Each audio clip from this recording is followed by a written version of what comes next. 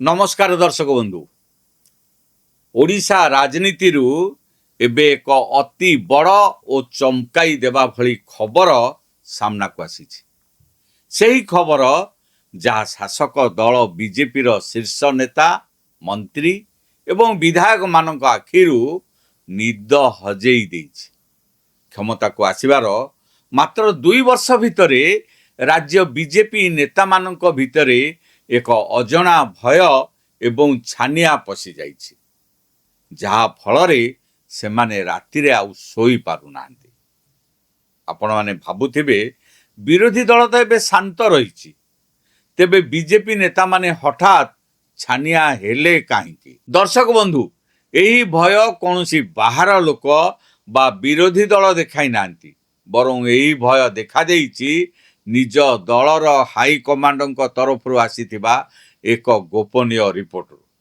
जो रिपोर्ट को नहीं एबे ओडिशार राजनैतिक कॉरिडोर रे जोरदार चर्चा चली ताहा हेउछि नितिन रिपोर्ट। आजिर पॉलिटिकल भागवत रे आमे ई रिपोर्ट को गोटी गोटी करी समस्त भीतर कथा विश्लेषण करिबा। आमे जानिबा नितिन नवीन केउ कारण पई राज्य नेतांक उपरे बसे, सोशल मीडिया रो केउ स्क्रीनशॉट से बैठक रे देखाइले। जदि सतरे आज निर्वाचन हुए तेबे ओडिशा राजनीति रो चित्र कौन हेबो? जदि आपण ओडिशा राजनीति रे आग्रह रखंती तेबे एही वीडियोटी आपण मानको पई अत्यंत गुरुत्वपूर्ण।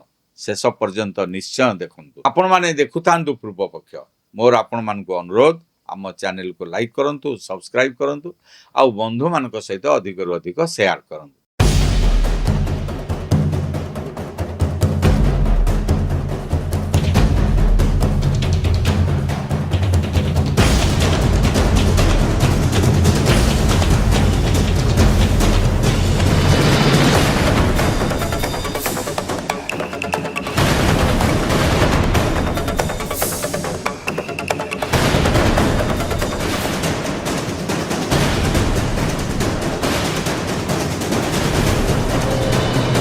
दर्शक बंधु, गत 18 तारिख रे बीजेपी राष्ट्रीय सभापति नितिन नवीन ओडिशा गस्तरे थिले।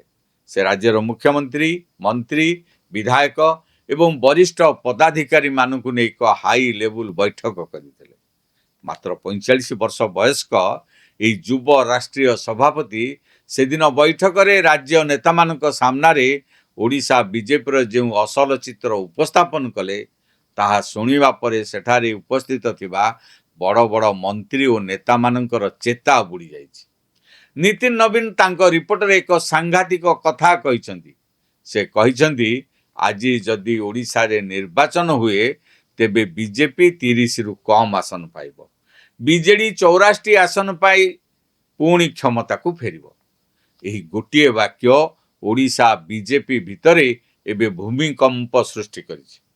केवल सेतिक नुहे, मंत्री मानकर अहंकार, कर्मी मानक प्रति अवहेला, सोशल मीडिया रे केवल निजर फोटो पोस्ट करी आत्मसंतोष लाभ करिवार समस्त असली चेहरा को नितिन नवीन प्रमाण सह बैठक रे खोली देइछ।